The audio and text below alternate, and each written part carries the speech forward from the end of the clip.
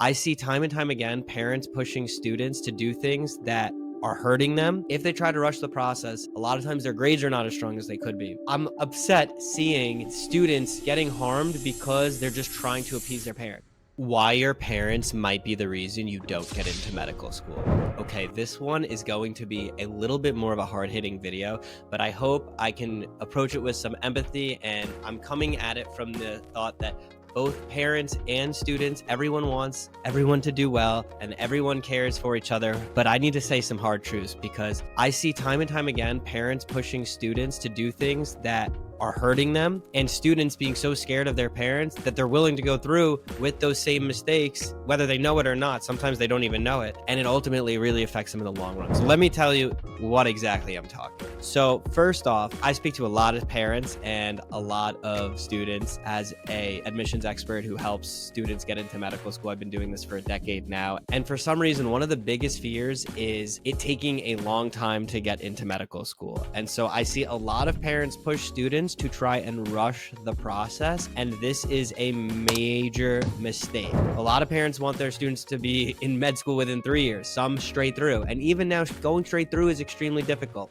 So here's the thing. What I tell students is if you've started out pre-med freshman year and you're doing well and you have at least a 3.7 GPA, you could try to apply straight through to medical school. However, you do not want to rush this process. You do not want to just apply to see how it goes or take the MCAT to see how it goes. That's basically the second major mistake I see students make is parents will tell their children, hey, I want you to attempt the MCAT by this date and then you could take it again, not realizing that it's not like the ACT or SAT where you could super score or not send every score to all schools. Every MCAT you take is going to go on your application, and a bad score will get scrutinized. And so it's very important to really only take the MCAT when you're ready and not to rush. And I see this so often. Students will just take the test because they think it's not a big deal or their parents want them to do it. And parents, I know you just want the best for your children, and I know that maybe you think this is the right path, but having done this a while, what ends up happening a lot of times is if they try to rush the process, a lot of times their grades are not as strong as they could be, as well as their MCAT is not as strong as it could be because they're not taking the right amount of time to study. And then you don't get in, and then you're applying in another cycle anyway, and now you're applying as a reapplicant,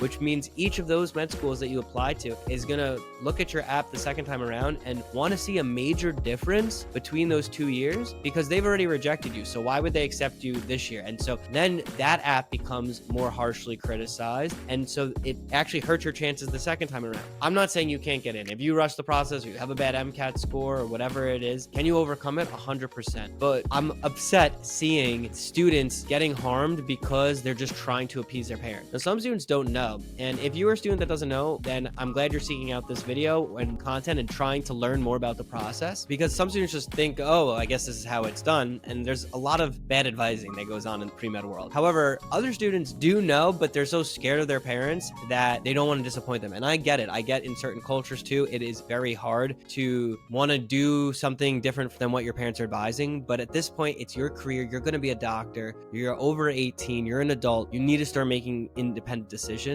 And I don't want you to make a decision that you know is not the right one just to appease your parents, because ultimately they want you to get into medical school. And so the best thing you could do is take the right strategy and you'll have a much better chance of getting into med school. But with that said, you really should only be doing it if you're doing it for you. So I'm hoping, and I'm approaching this conversation hoping that the parents are making this advising. And if you're a parent watching this, I'm hoping it's just because you want the best for your student. And most of the time, 97% of the time, that's the case. And so if that's the case and you need to put blame on someone, put the blame on me. I'm happy to have a conversation with a parent if I need to. I've done it many times before where I've had to play the bad guy because I just want the best for you guys. And I see it time and time again. And I feel bad. And I know a lot of students, it's very hard for them to go against their parents' wishes. And so if that's you, if this video resonated with you, I hope it was helpful. Usually I say write in the comments below, but if you don't want to, I totally get it on this one, but feel free. You can always reach out to me on Instagram and DM me if you have questions, and I'm happy to help however I can. So I hope this video, really my goal is just to put it out there that sometimes parents, they think they're doing the best by their children as giving them advice, but not always the case. And so again, don't rush the process.